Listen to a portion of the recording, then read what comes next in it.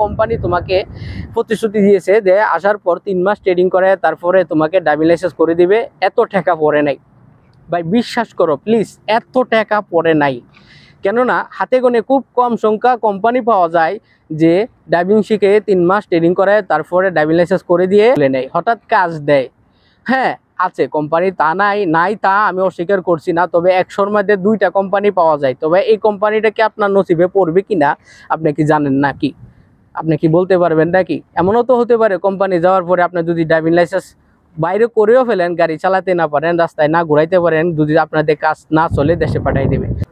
আসসালামু আলাইকুম, আমি শুভকান আছি সৌদি আরব থেকে।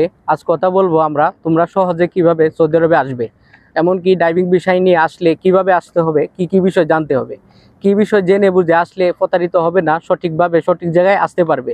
আজ সব বিষয় নিয়ে কথা বলবো আমি তোমাদের সাথে। আশা করি সাথে থাকবে। ভালো আছো, সুস্থ আছো?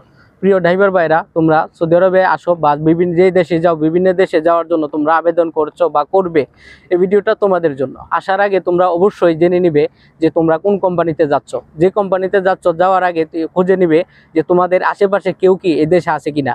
যদি থাকে খোঁজ নিয়ে দেখবে যে এই কোম্পানি, যে কোম্পানিতে আসতেছো এই কোম্পানি সেখানে আছে কিনা।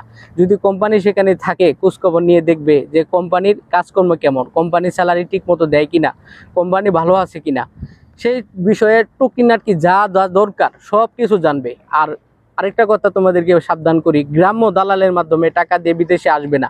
কেননা গ্রাম্য দালালের কোনো ধর্ম নেই, কোনো বিশ্বাস নেই, কারণ এদের কোনো লাইসেন্স নেই। এজেন্সিওয়ালাদের কাছ থেকে আসবে, এজেন্সির লাইসেন্স থাকবে।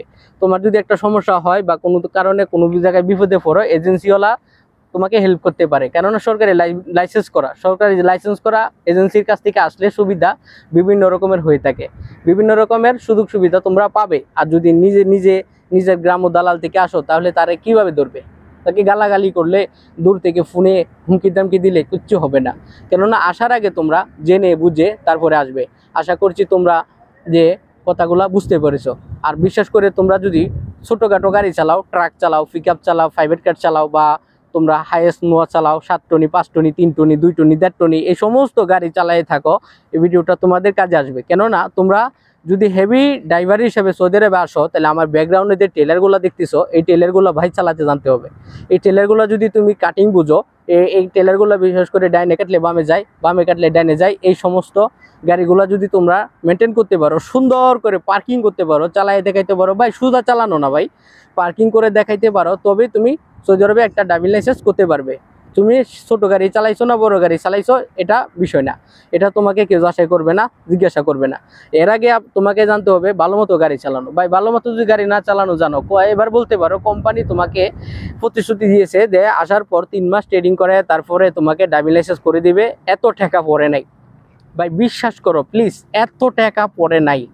কেননা হাতে গোনে খুব কম সংখ্যা কোম্পানি পাওয়া যায় যে ড্রাইভিং শিখে 3 মাস ট্রেনিং করে তারপরে ড্রাইভিং লাইসেন্স করে দিয়ে বুকে তুলে নেয়, হঠাৎ কাজ দেয়।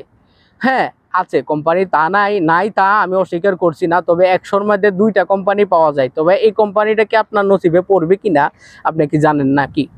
আপনি কি বলতে পারবেন নাকি? এমনও তো হতে পারে কোম্পানি যাওয়ার পরে আপনি যদি ড্রাইভিং লাইসেন্স বাইরে করেও ফেলেন, গাড়ি চালাতে না পারেন, রাস্তায় না ঘুরাইতে পারেন, যদি আপনাদের কাজ না চলে দেশে পাঠিয়ে দেবে।